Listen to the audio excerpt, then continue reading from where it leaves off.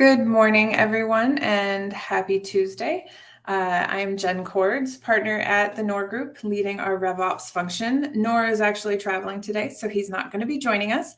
But today's topic is something that is highly relevant and timely, and just something I'm really passionate about. And so today we're talking about the explosion of the Martech industry and all of the tools and technologies that are currently available to teams, and then also what that impact has on operations functions, as well as the broader audience of users within any sort of organization.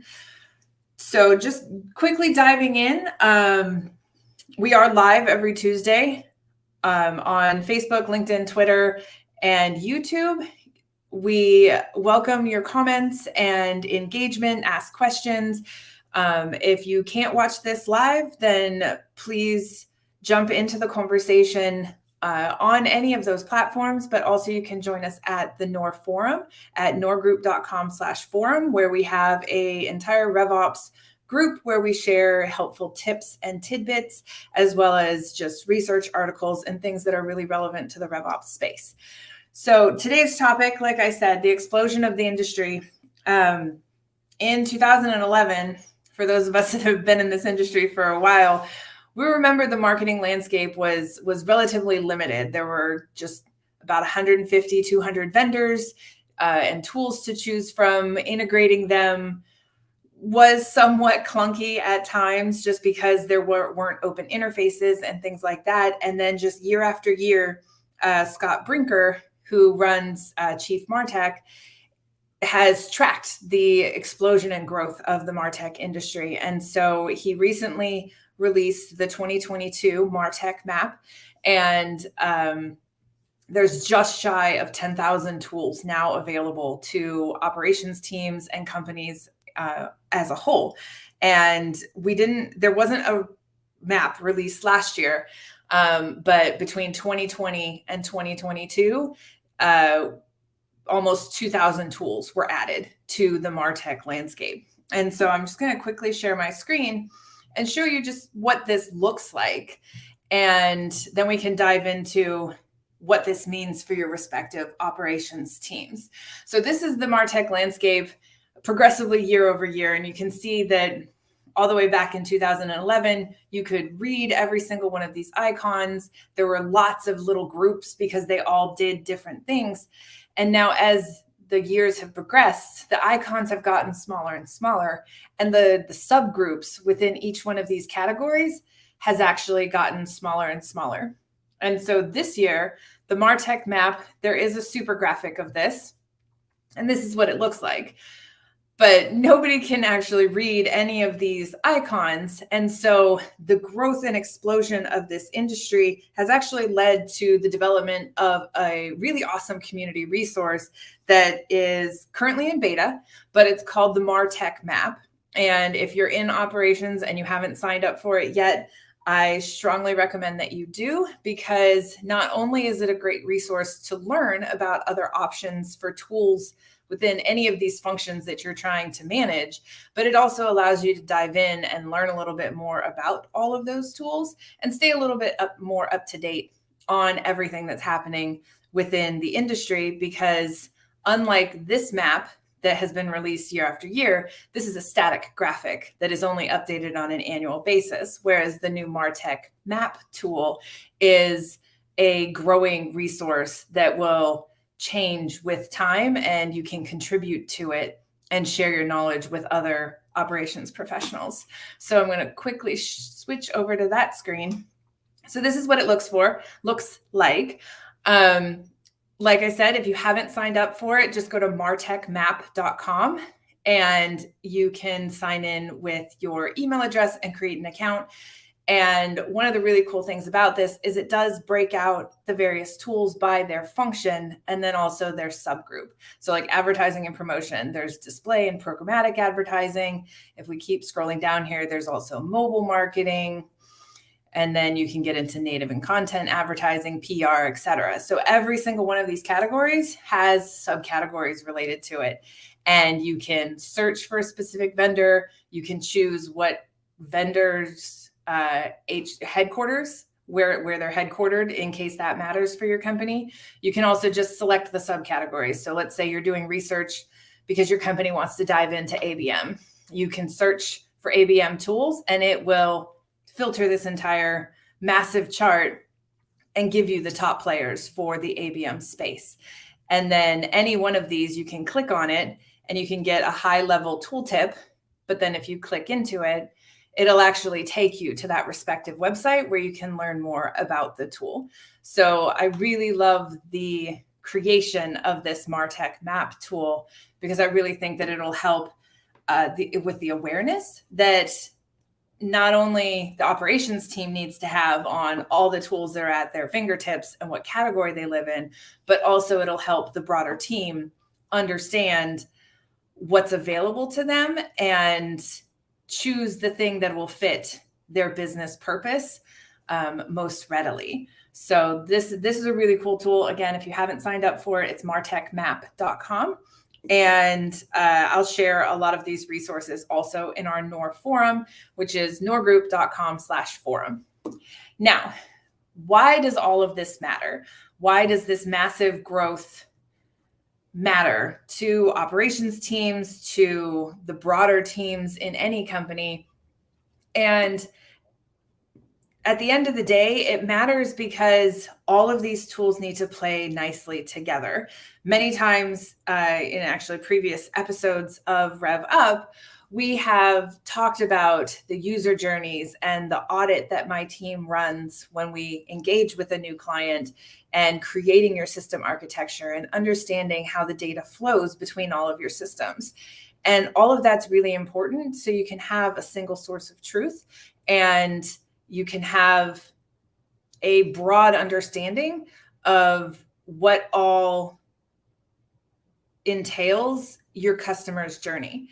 And so you want to make sure that the data flows from system to system. And so you can have a single source of truth and a single record of truth for that person. And you can understand what their user journey looks like. And why that matters is because optimizing the user journey to make sure that they get the content at the time and place of their choosing, as well as driving them further down your funnel to want to have a conversation with your sales team. You have to find the balance between those things, because no one's going to follow your ideal path, but at the same time, you want to at least know what they are doing to help inform how best to talk to them. Because if you approach them in a way that doesn't match where they are in their journey, they're going to be turned off by your sales cycle. And so all of these tools working in concert together is really, really important. And also, when you create your system architecture, again, Martech or Chief Martech does this really cool thing every year. It's called the Stackies. And it's ways that you can visualize your marketing technology landscape. And why that matters is because when you bring in a new technology, it creates ripple effects across your entire tech stack. But also when you remove a technology, it too can create ripple effects across your entire tech stack. And so if you're just ripping and replacing technologies, or sales is adding tools that marketing doesn't know about, all of that can create silos of data. It can also create friction that's unnecessary within your tech stack. And so creating a way to visualize how all of the tools that you have work together and where that data goes, it'll give everybody a common understanding and a common language to work from. So when they are wanting to add another tool, you can look at your architecture and say, okay, well, your business use case is X. We have these other tools that can do some of what you're asking for. Would these work? And so then you're not spending resources, time, money, effort on bringing a new tool into the stack. It could be expanding the technology that you already have in place, because we've done some research and most companies are using 10 to 20% of the entire capability of the tools within their tech stack. And so that's a lot of scale that you can increase by just looking internally to your internal tech stack and expanding the capabilities and the uses that you already have and the functionality that you already have without having to go buy another solution that may be used for one thing and then you forget about it and then it just sits there and it adds to your tech bloat. So all of these things kind of come into play with having a well-oiled machine driving your business and driving your revenue. And so recommendations would be, one, if your ops team, all of them, sales, marketing, customer success, if you do have a unified RevOps organization or function, if you haven't created your marketing tech stack architecture, or even just your tech stack architecture, your system architecture, strongly recommend that. We did an entire episode on system architecture early on. I want to say it's episode 2 or 3. I'll leave a link in the comments for that as well. But strongly recommend that your ops teams creates a system architecture and that includes data flow. Is it a one-way, two-way, native integration, etc.? Very, very important, because that literally will be the foundation of what your operations teams, all of them, do and who's responsible for what. You can create baseline entitlements from that. You can create onboarding, offboarding procedures from that. You can also share that with your CISO or your IT department to make sure that security related to all of those tools has been properly set up. So really having that system architecture is critical to the long-term success of your business. And so, number one, if your ops team doesn't have one, strongly recommend that they get one and leverage these tools like the Martech Map to visualize what those are or categorize what they are. And then number two, making sure that you have a plan, like a growth plan, understanding the depth of usage of your various tools in the tech stack. So maybe your marketing automation system, you're running at 60% capacity, and your field marketing technology or your ABM technology is only running at like 20%. See where those two, you could find better alignment, and where you could actually share some of the insights from the marketing automation tool into your ABM tool to help target better or create better user journeys. And so trying to find ways to create a symbiotic relationship between all of your various tools is really important as well. And that system architecture is really going to help you with that. The other thing that's really important, I'm going to share my screen one more time. What the Stackies do, they are an award for tech stack visualizations. But what they also do is that they categorize them by what the tool is. So here you're looking at, in orange, these are all marketing automation technologies. These are all, the dark blue are all ad technologies. And so here on the right side, they've categorized what tools they have within their tech stack and where they fit and what sort of high level category or subcategory do they fit into. And so when you're looking at this visually, if 3/4 of this map was orange, then you'd know that you were super heavy on marketing automation and data type tools. And if there were only a couple blue ones, maybe you're very light on your advertising tools.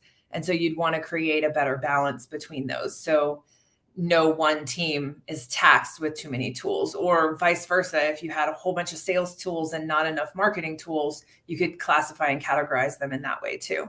And then if we just scroll down, they've done, this year was kind of the visualization of towns more or less, but they also have grouped them by what they are. And so everything that's green, this is activation and engagement. This is content marketing. Here's some sales enablement tools. Here's your event tools. So again, if any one of these categories is larger than another, it would allow you to see, okay, well, why do we have so many here in the purple? Do all of these tools do something separately that is important and can't be consolidated? Or can we start consolidating this and help reduce the tech stack and reduce that tech bloat as well as cost? And so just the visualization, I mean, you can visualize these things in many, many, many different ways. And it doesn't have to be this pretty with graphics and everything else. It literally can be a lucid chart at the end of the day of here's the tools, here are how they connected together. But having it is super important, because then you can also communicate to the broader audience. The executive team can understand this, the sales leadership can understand this and the tools. And even if they don't understand what each individual tool does, they understand that this collects your data. This helps unify your data. You're enriching things here. You're predictive. That's your forecasting. You're creating pipeline and you're creating things in this next category. And this is how you activate it. This is how you broadcast it out. And this is how people consume it. At the very minimal level, anybody can understand that. And so having this way of talking about it helps take what operations does on a day-to-day basis and puts it in a way that everybody else can kind of understand it without getting into the minutia of, well, how does this tool talk to that tool, and what's an API and what's a native integration and blah, blah, blah. All of those things ops people get super jazzed about, but everybody else, as soon as you start talking APIs and coding and everything else, they'll just glaze over and you're getting too far into the weeds.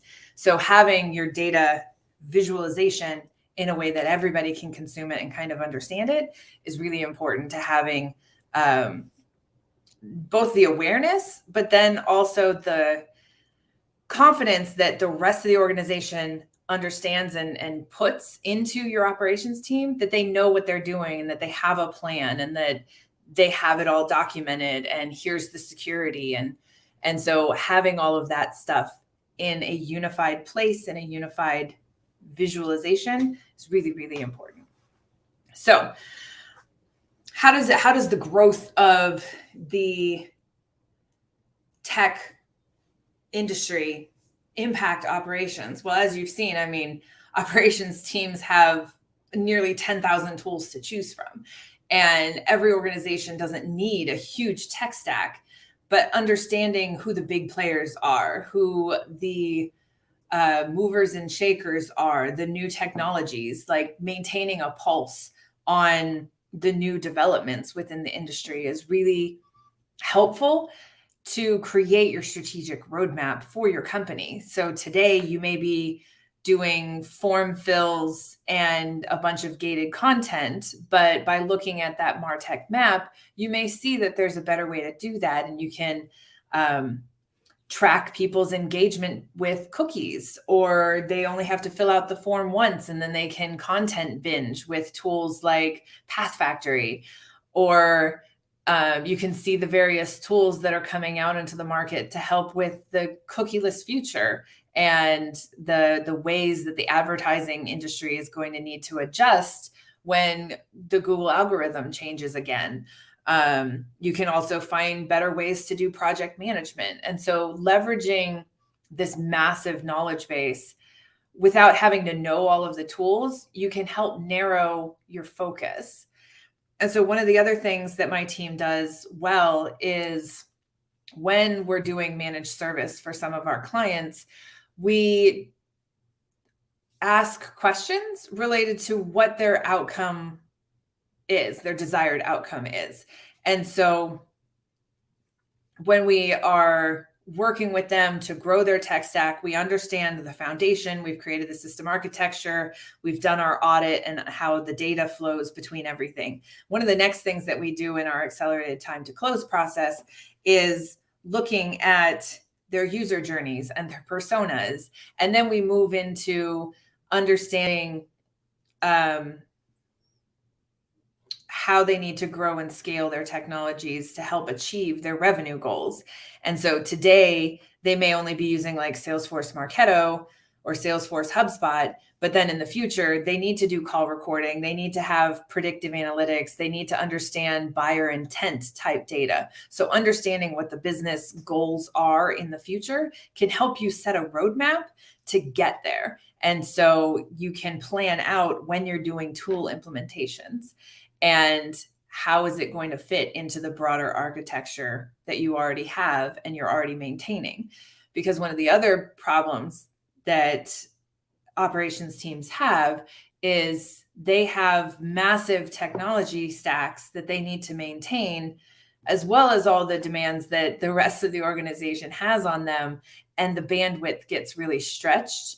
Or you have people managing tools that they don't fully understand because they haven't had the time to dive into it. So making sure that you have the right people and processes as well as technology in place will help not only the company achieve its revenue goals, but also keep your operations team running like a well-oiled machine. And it'll reduce the friction between handoffs between marketing and sales, but it'll also improve the data and the responsiveness of sales when marketing gives them something. And so if you create the feedback loop and they understand how the data is getting there, they can help give you intelligence that will help marketing and operations improve the enrichment process, improve the life cycle process, improve the data that's like within the system and that everybody's operating from. So the end of the day, the point of all of this is to make sure that your tech stack is well documented and that you have your system architecture. And don't be overwhelmed by the vastness of tools that are available in the market. Leverage these resources like the interactive Martech Map, leverage resources like Chief Martech, or if you're not part of any of the Slack groups that exist for operations people, find them, leverage them, learn from others, ask really good questions. Noor says it all the time. If you want better answers, you have to ask better questions. And so if you don't know something, ask the question. The operations team and just the operations environment, everybody who works in ops, I have never found someone who is not willing to roll up their sleeves and help you out. If you have a question and you've done your own research and you're still not getting it, I guarantee you someone will be willing to help answer that question, either in a Slack group, post it to Twitter, post it to Facebook, come join us in the Noor forum, ask me and my team. We are more than happy to point you in the right direction and give you our thoughts and feedback. So dive into these new tools. There is also a new State of Martech report that Chief Martech and Scott Brinker put out. It's a really good read. It has some really good future-looking ideas, but it also has a really critical eye towards the reflective, like where the industry has been, where is it going, how has it evolved, good, bad, ugly, otherwise. So these are all things to consider. And as an operations person, it's really, really important to stay up to date on tools, on developments, on just the landscape in general. And so I strongly encourage you to dive in and look at some of these resources and evaluate what you're doing. Put a critical lens on everything you're doing. Do you have a system architecture? Do you know where your data flows in? Do you know who's responsible for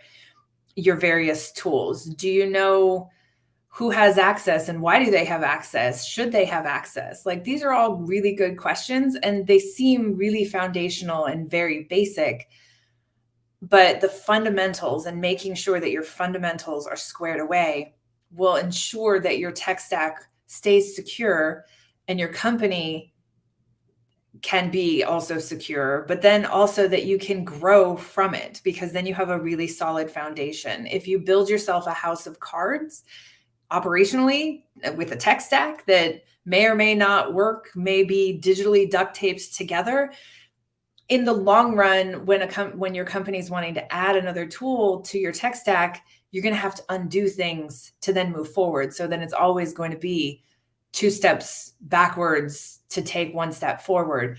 And so making sure that you have your fundamentals, making sure that you have these very basic things documented, and everybody knows where to find that documentation, will help immensely as your company grows and scales. And even if you are a Fortune 500 company right now, we have several clients that are very large organizations. They didn't have any of this. And so when somebody leaves, that knowledge leaves with that person, and it always creates a delay to then move forward. And it creates hiccups and bumps in the road that could be avoided if some of this was documented. Who has passwords to this? Who has passwords to that? Did we take away access? Did we give all the access that's necessary? Does every salesperson have the same access to all the tools? Do they know how to use all of these tools? So again, all of these questions that I'm asking are very, very basic, but so many companies overlook it. And one of the companies that I worked with in the past, documentation was drilled into us from the get-go because it's the single source of truth. It is the operating function for everybody. And it also allows you to work asynchronously really, really well. And so because we work across many time zones, and some people may be in meetings and you may not be able to get a real-time answer from people, but having that documentation gives them, anybody, a place to start and a place to find answers without always having to rely on another person. And so my team knows it here at Nor Group. We instill that in all of our clients as well. And that's one of the core functions or key tenets that my team does implement at all of our clients, is making sure that you have the documentation there, that people know how to find it, that it's always maintained and kept up to date. And you have to be intentional with your documentation, and you have to be intentional with tracking these things and future thinking and creating your strategic plan. A lot of times operations teams today are running around putting out all the fires, and then they don't have time to be innovative, to help the company grow and scale. And so by having some of these foundational blocks, again, will allow the team to know how much bandwidth do they have to grow, scale, change, innovate the way the business works, versus running around just trying to keep everybody operating in kind of an efficient manner.